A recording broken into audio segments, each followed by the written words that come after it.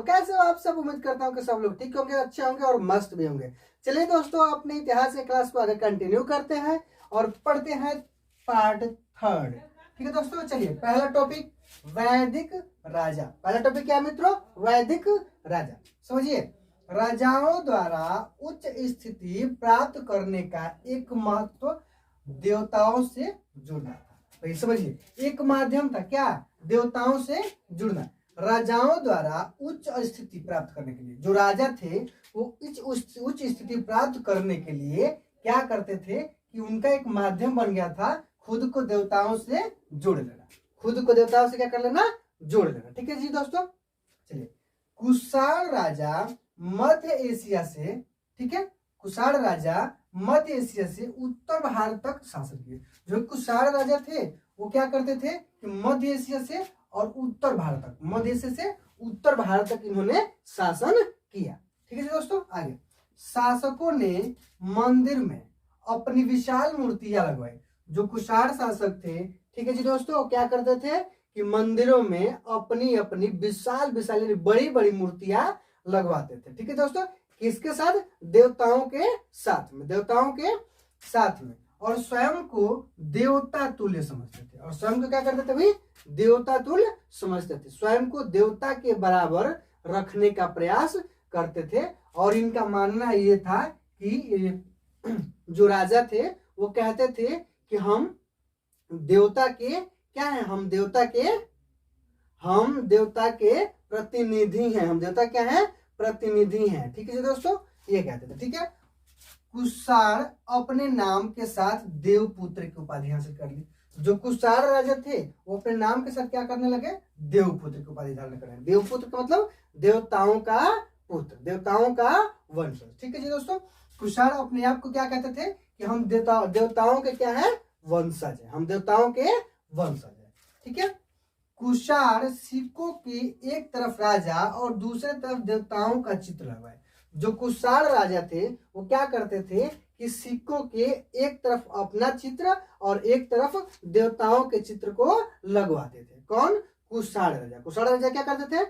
तो एक तरफ सिक्के के एक तरफ अपना चित्र और एक तरफ देवताओं के चित्र को लगवाते थे।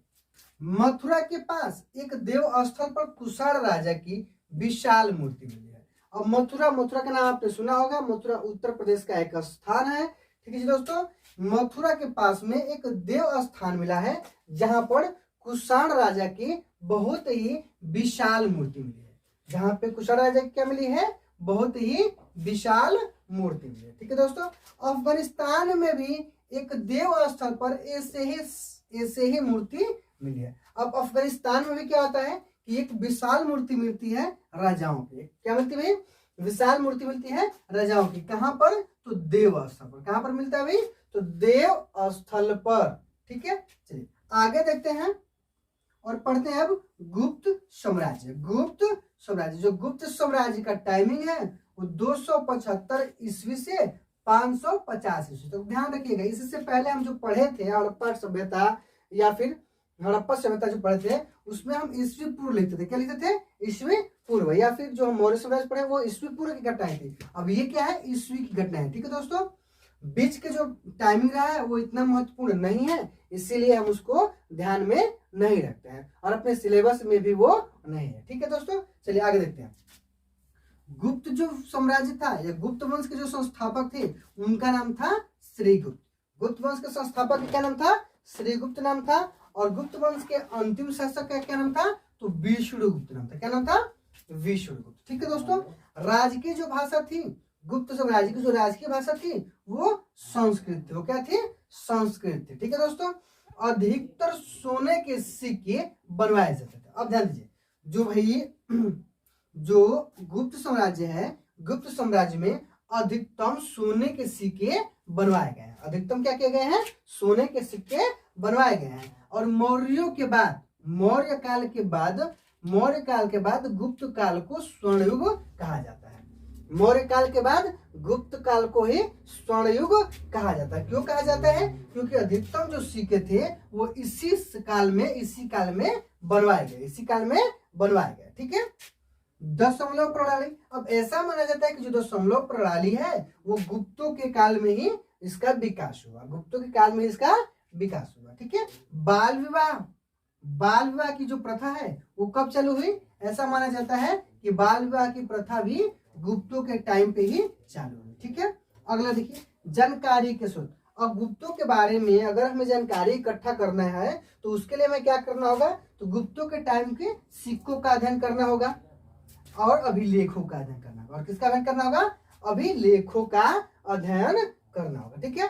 कवियों के द्वारा अपने राजा की प्रशंसा में लिखी गई प्रशस्तियां भी एक स्रोत है। जो कवि होते थे वो अपने राजा के बारे में कुछ प्रशस्तियां लिखते थे। कुछ क्या लिखते थे? प्रशस्तियां लिखते थे। जो राज कवि होते थे अपने राजा की गाथाएं लिखते थे। तो वो भी एक माध्यम है गुप्तों के बारे में जानने का, गुप्तों के बारे में जानने का वो भी एक महत्वपूर्ण माध्यम है। ठीक है दोस्तों। जैसे क्या भी एक प्रयाग प्रशस्ति नाम की रचना है, एक प्रयाग प्रशस्ति नाम की रचना है। इसके लेखक कौन है भाई? तो इसके जो लेखक है राजकवि हरिशर, राजकवि हरिशर। और ये किस भाषा में लिखी गई थी? तो संस्कृत भाषा में लिखी गई थी। ये बहुत ही इंपॉर्टेंट है क्योंकि आपके एग्जाम में कई बार आया हुआ है कि प्रयाग प्रशस्ति के लेखक कौन है। तो प्रयाग प्रशस्ति के लेखक कौन है जी मित्रों? हरिसेन है। ठीक है। प्रयाग प्रशस्ति के लेखक कौन है? हरिसेन है। ध्यान रखिएगा, याद रखिएगा इसको। ठीक है। बहुत ही ज्यादा इंपॉर्टेंट है, कई बार ऑब्जेक्टिव क्वेश्चन आपके एग्जाम में ये आया हुआ है। ठीक है दोस्तों। चलिए आगे देखते हैं। जनता में राजा की छवि, जनता में राजा की छवि। अब जो जनता थी भाई, जनता के बीच में राजा की क्या छवि थी? राजा की क्या छवि थी? ठीक है दोस्तों। तो इसके लिए कोई प्रमाण नहीं मिलते, इसका कोई प्रमाण मिलता ही नहीं है कि राजा की स्थिति अच्छी थी या बुरी थी। इसके लिए कोई प्रमाण नहीं मिलता। ठीक है। जातक और पंचतंत्र जैसे ग्रंथों में दी गई कहानियों की समीक्षा से पता लगाने का प्रयास किया गया।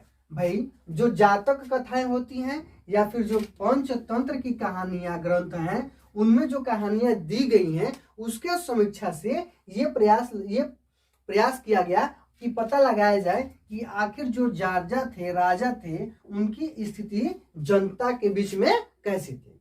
ठीक है दोस्तों। एक बार ध्यान दीजिए,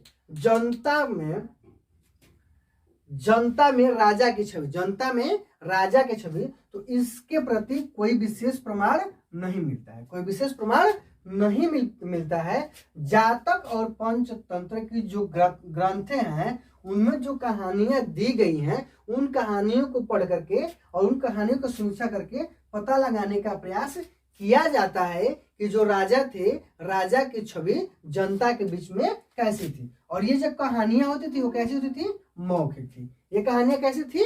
मौखिक थी। ठीक है। जातक कथाएं पहली शताब्दी ईस्वी के मध्य पाली भाषा में लिखी गई थी। जो जातक कथाएं थी वो कब लिखी गई है? तो ऐसा अनुमान लगाया जाता है कि ये पहली शताब्दी के मध्य में पाली भाषा में लिखी गई थी। किस भाषा में लिखी गई थी? पाली भाषा में लिखी गई थी। ठीक है दोस्तों। चलिए आगे देखते हैं। मंद तिंदु जातक कथाएं, ये एक जातक कथा है।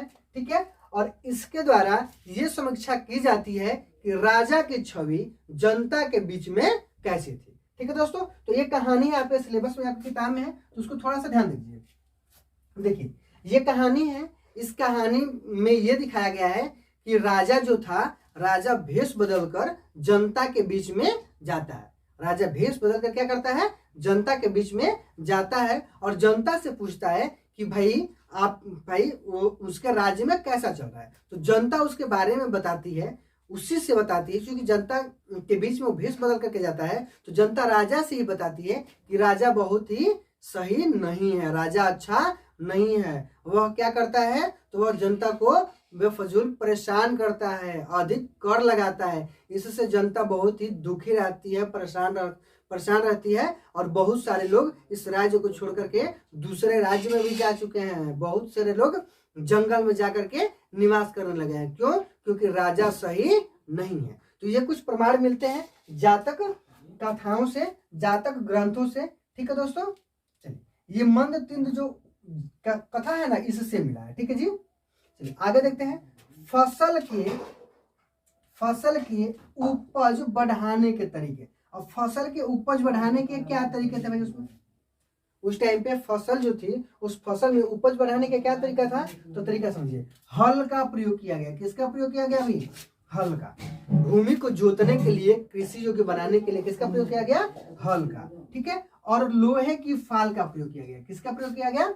लोहे की फाल का। जो हल होता है, हल का जो अगला हिस्सा होता है, जो जमीन के अंदर जिसको लेके जाया जाता है, धंसता है, ये वाला आगे वाला हिस्सा, इसी को क्या कहते हैं? फाल कहते हैं। इसी को क्या कहते हैं? फाल कहते हैं। तो इससे पहले, यानी जब लोहे का आविष्कार नहीं हुआ था, उससे पहले फाल के स्थान, फाल जो होता था वो लकड़ी का होता था। किसका होता था? लकड़ी का होता था या फिर हड्डियों का होता था। लकड़ी का होता था या फिर हड्डियों का होता था। लेकिन जैसे ही लोहे का आविष्कार हो गया, लोहे के आविष्कार के बाद फाल लोहे का लगने लगा। फाल जो था किसका लगने लगा? लोहे का लगने लगा। ठीक है दोस्तों। जिससे क्या हो गई भाई? जिससे पैदावार बढ़ने लगी, जिससे पैदावार बढ़ने लगी। ठीक है। और धान की रोपाई होने लगी। धान की क्या होने लगी भाई? रोपाई होने लगी। धान की जो खेती है उसको रोपा जाने लगा। ऐसा कहाँ किया गया? तो गंगा की घाटी में। गंगा की घाटी में। ठीक है दोस्तों। चलिए आगे देखिए। ऐसा 6ठी शताब्दी ईस्वी पूर्व किया गया। कहाँ किया गया भाई? कब किया गया? तो 6ठी शताब्दी ईस्वी पूर्व। कहाँ किया गया? तो गंगा और कावेरी के घाटियों में। गंगा और कावेरी के घाटियों में क्या किया गया भाई? हल का प्रयोग किया गया, जिससे पैदावार बढ़ने लगी। लोहे के फाल का प्रयोग किया गया। ठीक है। धान की रोपाई की गई। धान की रोपाई की जाने लगी। और धान की रोपाई कहाँ पहली बार की गई? तो गंगा की घाटियों में। जो गंगा नदी है उसके घाटियों में पहली बार धान की रोपाई का काम किया जाने लगा। ठीक है। जो पर्वतीय इलाके थे उसमें कुदाल का प्रयोग किया जाने लगा। किसका प्रयोग किया जाता था? कुदाल का। कुदाल का क्यों प्रयोग किया जाता था? क्योंकि जो पर्वतीय इलाके थे उसकी जो भूमि होती है कठोर होती है, और कठोर भूमि पर हल से जोतना मुश्किल था, इसलिए कुदाल से उसको खोद करके वहां पर खेती की जाने लगी। ठीक है दोस्तों। चलिए आगे देखते हैं। ग्रामीण समाज में विभिन्नताएं। ग्रामीण समाज में विभिन्नताएं। आपको पता होगा कि समाज चाहे ग्रामीण हो या शहरी हो, हर जगह पर विभिन्नताएं मिलती हैं, भिन्नताएं मिलती हैं। ठीक है दोस्तों। चलिए आगे देखते हैं इसमें। उपज बढ़ने का लाभ सबको नहीं मिला। भाई जैसे उपज बढ़ गई तो उपज बढ़ने का लाभ सारे किसानों को नहीं मिल पाया। क्यों नहीं मिल पाया? क्योंकि इसमें से कुछ भूमिहीन किसान थे। कुछ क्या थे भाई? भूमिहीन किसान थे। भूमिहीन का मतलब जिनके पास भूमि बहुत ही कम। ठीक है। बड़े जमींदार या गांव के ताकतवर लोग गांव के प्रधान होते थे। अब देखिए, जो बड़े जमींदार होते थे वो, या जो गांव के ताकतवर लोग होते थे, वो गांव के क्या बन जाते थे? प्रधान बन जाते थे। गांव के क्या बनते थे? प्रधान बनते। ठीक है। प्रधान का पद अधिकतम वंशानुगत होता था। कैसा होता था भाई? वंशानुगत। और वंशानुगत का मतलब क्या होता है? कि जो पीढ़ी दर पीढ़ी प्राप्त होता, जो पीढ़ी दर पीढ़ी प्राप्त होता है। इसका मतलब ये कि अगर पिता प्रधान है तो उनका पुत्र प्रधान होगा, फिर उसके बाद उनका पुत्र प्रधान होगा, फिर उसके बाद उनका पुत्र प्रधान होगा। तो इसको क्या बोलते हैं? वंशानुगत। यानी एक पीढ़ी के द्वारा जब कोई चीज दूसरी पीढ़ी को प्राप्त होती है तो उसी को क्या बोलते हैं? वंशानुगत बोलते हैं। ठीक है। आगे देखिए। छोटे किसान कमजोर वर्ग होते थे। जो छोटे किसान होते थे वो किस वर्ग के होते थे? तो कमजोर वर्ग होते थे। ठीक है दोस्तों।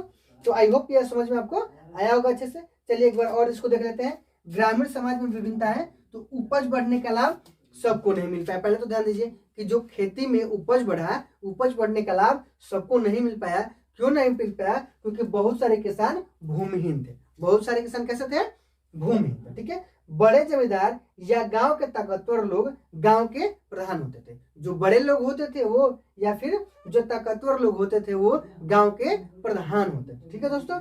प्रधान का पद अधिकतम वंशानुगत होता था। और प्रधान का पद कैसा होता था? तो अधिकतम वंशानुगत होता था, यानी एक पीढ़ी से दूसरी पीढ़ी को पद प्राप्त होता था। ठीक है। छोटे किसान छोटे किसान कमजोर वर्ग के होते थे। छोटे किसान कैसे होते थे?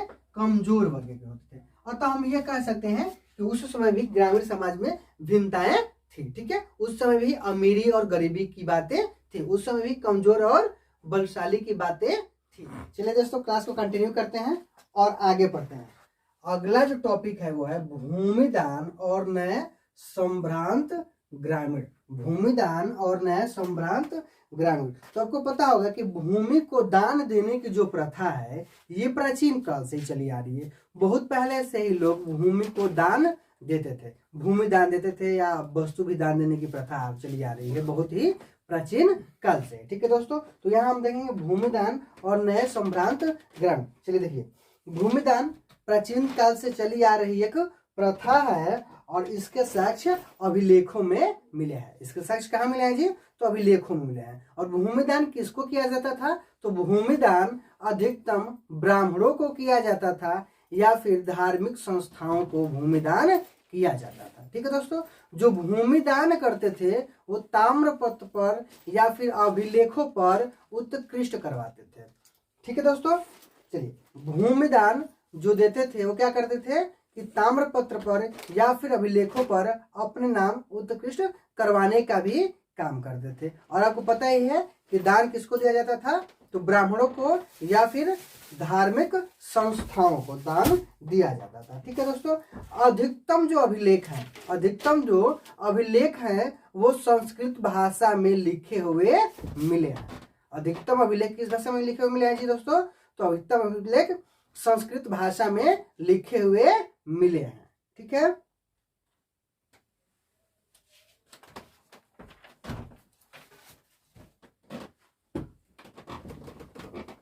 कुछ अभिलेख तमिल और तेलुगु में भी मिले हैं।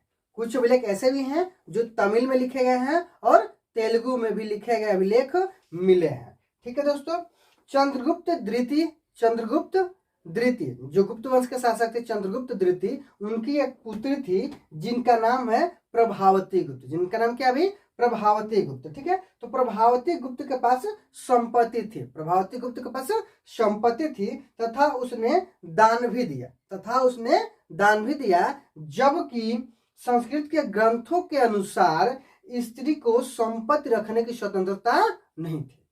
अब ध्यान से सुनिए भाई, जो चंद्रगुप्त द्वितीय हैं उनकी प्रभावती जो पुत्री है उसके पास धन संपत्ति भी था, जबकि उसने दान भी दिया, और उसके पास था भी संपत्ति और वो दान भी दिया है। जबकि संस्कृत के ग्रंथों में लिखा गया है कि स्त्रियों को संपत्ति रखने का भी अधिकार नहीं था और दान देने का भी अधिकार नहीं था। तो यहाँ ऐसे क्यों? तो इसके आधार पर हम ये कह सकते हैं कि जो धर्म ग्रंथ थे वो हर जगह पर लागू नहीं हो पाए थे।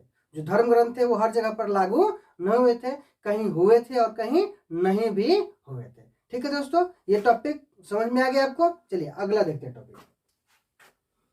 अगला टॉपिक है इतिहासकारों में भूमिदान के प्रभाव को लेकर विवाद। अब देखिए, जो इतिहासकार हैं उनमें भूमिदान के प्रभाव को लेकर के विवाद भी हुआ है। तो सबसे बड़ी विवाद तो एक यही होगी कि भाई स्त्री को संपत्ति रखने का अधिकार था ही नहीं, तो फिर ये दान कैसे दे दिए? प्रभावती, जो प्रभावती हैं, ठीक है, जो चंद्रगुप्त द्वितीय की पुत्री हैं प्रभावती गुप्त, उन्होंने दान कैसे दे दिया? ठीक है, इतिहासकारों में भूमिदान के प्रभाव को लेकर के विवाद। जो भूमिदान होते थे वो बताए हैं आपको कि ब्राह्मणों को या फिर धार्मिक संस्थाओं को ही भूमिदान दिए जाते थे। भूमिदान जो देता था उस ताम्रपत्र पर या अभिलेख पर लिखे जाते थे। ठीक है, ये अधिकतम संस्कृत में लिखे गए हैं, तमिल और तेलुगु में भी लिखा गया है। ठीक है दोस्तों, चलिए अगला देखते हैं टॉपिक, नगर और व्यापार। छठी शताब्दी ईस्वी पूर्व नगरों का विकास होना प्रारंभ हुआ। ठीक है जी, छठी शताब्दी ईस्वी पूर्व बहुत सारे नगर अस्तित्व में, बहुत सारे नगरों का विकास हुआ जिसमें से अधिकतम महाजनपदों की राजधानियां थी। जिनमें से अधिकतम क्या थे भाई? तो अधिकतम महाजनपदों की राजधानियां थी। ठीक है दोस्तों, चलिए, यह नगर संचार के जो माध्यम से, ठीक है, संचार के मार्गों के नजदीक थे, संचार के मार्गों के बिल्कुल ही नजदीक थे। जैसे जो पाटलिपुत्र था, पाटलिपुत्र कहाँ था? तो नदी के किनारे था। कहाँ था भाई? नदी के किनारे। नदी के किनारे होने का तात्पर्य क्या है भाई? कि नदी के किनारे है तो यहाँ से आसानी से व्यापार किया जा सकता है। ठीक है, नदी के सहारे, या फिर नदी के सहारे यातायात भी उपलब्ध हो जाता है, ठीक है। या नदियों के किनारे होने के कारण यहाँ की जो भूमि थी वो उपजाऊ थी, तो वहाँ कृषि भी अच्छे से हो जाता था, ठीक है। अगला देखिए उज्जैनी। उज्जैनी कहाँ था भाई?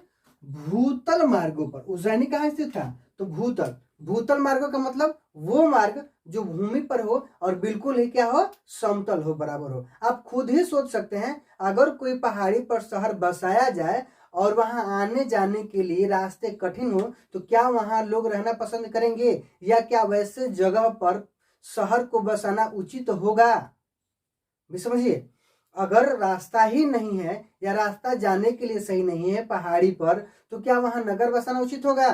तो इसलिए नगर वहीं बसाए जाते थे जहां आने और जाने की सुविधा हो, जहां संचार की सुविधाएं हो, ठीक है। इसीलिए जो उज्जैनी है वो भूतल मार्गों पर बसाया गया है। भूतल मार्गों पर उज्जैनी को बसाया गया, ठीक है दोस्तों। चलिए अगला देखते हैं मथुरा। अब मथुरा का भी विकास हुआ है। तो मथुरा क्या था? तो मथुरा एक व्यवसायिक एवं सांस्कृतिक केंद्र था। मथुरा कैसा शहर था भाई? तो एक व्यवसायिक और एक सांस्कृतिक, व्यवसायिक और सांस्कृतिक केंद्र था। सांस्कृतिक केंद्र क्यों है भी? तो मथुरा आपको पता है जी, मथुरा कहाँ किस नदी के किनारे बसा है? तो सरजू नदी के तट पर बसा है और यहाँ कृष्ण से संबंधित चीजें हैं, ठीक है। कृष्ण से संबंधित चीजें हैं, इसलिए मथुरा एक धार्मिक केंद्र के रूप में, एक सांस्कृतिक केंद्र के रूप में विकसित हुआ, ठीक है। चलिए आगे देखते हैं उपमहाद्वीप और उनके बाहर का व्यापार। उपमहाद्वीप और उनके बाहर का व्यापार, इसका मतलब क्या है भाई? तो उपमहाद्वीप यानी जो भारत है, जो मगध था या फिर जो भारत के जनपद थे, इनका व्यापार बाहर के देशों से भी था। यानी उपमहाद्वीप के बाहर भी था, उपमहाद्वीप के बाहर भी इनका व्यापार था। इनका व्यापार जो था वो दक्षिणी अफ्रीका, ठीक है, दक्षिणी अफ्रीका, उसके बाद पश्चिम एशिया, दक्षिण पूर्व एशिया तक फैला हुआ था। इनका व्यापार? तो जो भारत के लोग थे, ठीक है। भारत का व्यापार कहाँ कहाँ तक फैला था? तो फिर अफ्रीका तक फैला था, उत्तरी अफ्रीका, ठीक है। उसके बाद एशिया में कहाँ? पश्चिमी एशिया, उसके बाद चीन, उसके बाद पूर्वी एशिया तक इनका व्यापार जो था वो फैला हुआ था। व्यापार करने वाले लोग पैदल थे, फेरी वाले थे, बैलगाड़ी से थे और बहुत सारे लोग घोड़ों से भी व्यापार करते थे, ठीक है जी। चलिए समुद्री मार्गों के द्वारा, समुद्री मार्गों के द्वारा भी व्यापार किया जाता था। व्यापार किसके द्वारा किया जाता था? तो समुद्री मार्गों के द्वारा भी व्यापार किया जाता था, ठीक है। नमक, अनाज, कपड़ा इत्यादि का व्यापार किया जाता था। यहाँ तक कि लकड़ी और जड़ी बूटियों का भी व्यापार किया जाता था, ठीक है।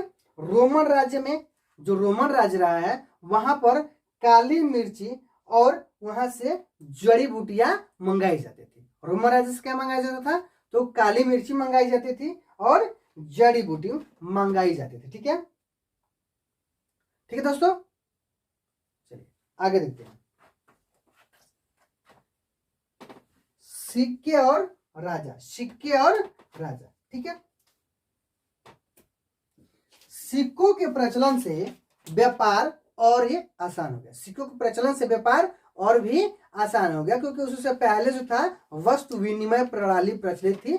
वस्तु विनिमय प्रणाली का मतलब ये होता है कि एक वस्तु के बदले में दूसरे वस्तु का लेना। अगर आप कहीं व्यापार करने जा रहे हो और सपोज दैट मान लीजिए कि आप मार्कर का व्यापार कर रहे हैं, आप मार्कर बेच रहे हैं, तो आप मार्कर बेचेंगे और मार्कर बेचेंगे, उसके बाद जो जरूरत की चीजें होगी आपकी, जैसे हमारे पास मार्कर है लेकिन बोर्ड नहीं है, तो आप क्या करोगे? मार्कर बेच दोगे, मार्कर उसको बेचोगे जिसके पास बोर्ड होगा, तो आप मार्कर दे करके और बोर्ड लेकर के वापस आ जाओगे। यानी वस्तु विनिमय प्रणाली इसी को कहते हैं कि एक वस्तु के बदले में दूसरे वस्तु का आदान प्रदान, ठीक है दोस्तों। चलिए, जो सिक्के होते थे वो तांबे के होते थे, तांबे के होते थे और चांदी के होते थे। सिक्के किसके होते थे? तांबे और चांदी के होते थे। गुप्त काल में सोने के भी सिक्के बहुत ही ज्यादा मात्रा में मिले हैं, इसीलिए गुप्त काल को स्वर्ण काल भी कहा जाता है, ठीक है। सिक्के राजाओं के द्वारा जारी किए जाते थे। सिक्के किसके द्वारा जारी किए जाते थे? तो सिक्के राजाओं के द्वारा जारी किए जाते थे।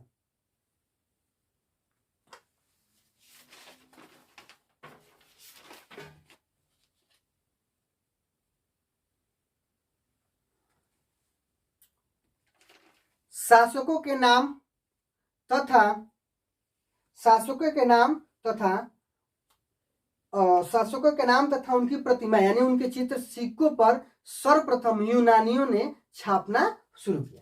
ठीक है, यूनानी शासकों ने जारी किए थे। कैसे भाई? तो सिक्कों पर राजा के नाम और उनके चित्र अंकित किए जाते थे। किस पर? सिक्के पर। और कौन सर्वप्रथम जारी किए थे? तो यूनानी जो राजा थे उन्होंने ऐसा किया था। ठीक है, सोने के सिक्के सर्वप्रथम कुषाण राजाओं ने जारी किए। सोने के सिक्के सर्वप्रथम किसने जारी किए? तो कुषाण राजाओं ने सोने के सिक्के सर्वप्रथम जारी किए थे। ठीक है, दक्षिण भारत में बड़ी संख्या में रोमन साम्राज्य के सिक्के मिले हैं। दक्षिण जो भारत है वहां बड़ी संख्या में कौन से सिक्के मिले हैं? तो रोमन साम्राज्य के सिक्के मिले हैं। ठीक है, सोने के जो सबसे अधिक सिक्के थे वो किसने जारी किए? तो गुप्त शासकों ने सोने के सबसे अधिक सिक्के जारी किए हैं। ठीक है जी दोस्तों, समझ में आ गया ये टॉपिक आपको? सिक्के और राजा समझ में आ गया? तो सिक्के और राजा समझ में आ गया। सिक्के तांबे के होते थे, चांदी के होते थे और सोने के भी होते थे। सबसे ज्यादा सोने के सिक्के किसने छपवाए? तो गुप्त शासकों ने छपवाया। ठीक है, चलिए अगला देखते हैं। अभिलेख का अर्थ कैसे निकाला जाता है? भाई क्वेश्चन आ गया है कि अभिलेख का अर्थ कैसे निकाला जाता है। तो अभिलेख का अर्थ जो निकाला जाता है वो अक्षरों की तुलना करके निकाला जाता है। कैसे निकाला जाता है जी? अक्षरों की तुलना करके अभिलेखों का अर्थ निकाला जाता है। ठीक है, भारतीय पंडितों की मदद से, ध्यान से सुनिए, भारतीय पंडितों की मदद से यूरोपीय विद्वानों ने पांडुलिपियों का अध्ययन किया। जो यूरोपीय विद्वान थे वो भारत के जो पंडित हैं उनके मदद से पांडुलिपियों का अध्ययन किया। प्राचीन अभिलेख जो थे वो किस भाषा में लिखे गए थे? तो प्राचीन अभिलेख प्राकृतिक भाषा में लिखे गए थे। और बाद के जो अभिलेख हैं वो संस्कृत भाषा में मिले हैं। जो बाद के अभिलेख है वो किस भाषा में मिले हैं? तो संस्कृत भाषा में मिले हैं। जेम्स जो प्रिंसेस थे उन्होंने अशोक के साथ ब्राह्मणी लिपि के अर्थों को भी निकाला। जो ब्राह्मणी लिपि है उसका अर्थ भी निकाला था। कौन? जेम्स प्रिंसेस क्या किए थे? तो अशोक के अभिलेख और उसके बाद ब्राह्मणी लिपि का भी अर्थ निकाला था। ठीक है, कौन? James princess. ठीक है, चलिए अगला देखते हैं। अभिलेखों के साक्ष्य। ठीक है दोस्तों, चलिए इतिहासकारों ने अभिलेखों के माध्यम से इतिहास को लिखा है। जो इतिहासकार हैं किसके माध्यम से अभिलेखों के लिखे हैं? तो किसके माध्यम से इतिहास लिखे हैं? तो अभिलेखों के माध्यम से। कैसे अभिलेख? भाई जो अभिलेख प्राप्त हुए हैं उनको पढ़ करके उनको अध्ययन करने के बाद ही इतिहास को लिखा गया है। ठीक है, चलिए आगे देखते हैं। भाई अशोक का जो अभिलेख है, जैसे अशोक का अभिलेख है तो अशोक के अभिलेख में कुछ चीजें लिखी गई, जैसे देवान प्रिय का मतलब क्या होता है? देवताओं के प्रिय। अब देखो भाई एक अभिलेख है जिसमें लिखा गया है देवान प्रिय का जिक्र है। इसका मतलब क्या है? देवताओं के प्रिय। प्रियदर्शी मतलब क्या होता है? देखने में सुंदर व्यक्ति। मनोहर मुख वाला मतलब जिसका मुख मन को मोह लेने वाला हो। जिसका मुख कैसा हो? मन को मोह लेने वाला हो। ठीक है, चलिए आगे देखते हैं। अभिलेख साक्ष्य की सीमा क्या होती है भाई? तो जो अभिलेख होते हैं शब्द हल्के उत्कृष्ट होते हैं जिससे पढ़ने में बड़ा ही समस्या उत्पन्न हो जाती है। जो शब्द होते हैं जो अभिलेखों पे जो तोड़ के पत्थरों पर कठोर सतहों पे लिखा जाता है उसको अभिलेख कहे जाते हैं। आप समझ में रहे हो ना जी? पहले ही बताते हैं हम। ठीक है, तो देखिए जो उत्कृष्ट किए गए शब्द होते हैं ना वो थोड़ा हल्के हो जाते हैं और जब हल्के हो जाते हैं तो उनको पढ़ने में बड़ी ही कठिनाइयों का सामना करना पड़ता है। अभिलेख के जो शब्द हैं उनका वास्तविक अर्थ निकालना बहुत ही कठिन था। जो अभिलेखों के शब्द रहे हैं उनका जो वास्तविक अर्थ रहा है उसको निकालना बहुत ही प्रारंभ से ही कठिन रहा है। ठीक है, अभिलेख पर हर बात को अंकित भी नहीं किया जा सकता है। सारी बातें अभिलेखों पर लिखा जाना संभव नहीं है। ठीक है, अभिलेख बनाने वाले अभिलेख जो बनाने वाले होते हैं वो अपने विचार को प्रकट करते हैं किस पर, अभिलेखों पर। ठीक है दोस्तों, अब मैं उम्मीद करता हूं कि आपको सबको ये अच्छे से समझ में आया होगा। इस वीडियो को अधिक से अधिक शेयर कीजिए ताकि आपके दोस्तों को भी मिल सके, लाइक भी करें, कमेंट भी करें। ठीक है दोस्तों, अगर वीडियो अच्छा लगे तो लाइक और कमेंट करना ना भूलें और सब्सक्राइब भी करेंगे। ठीक है दोस्तों।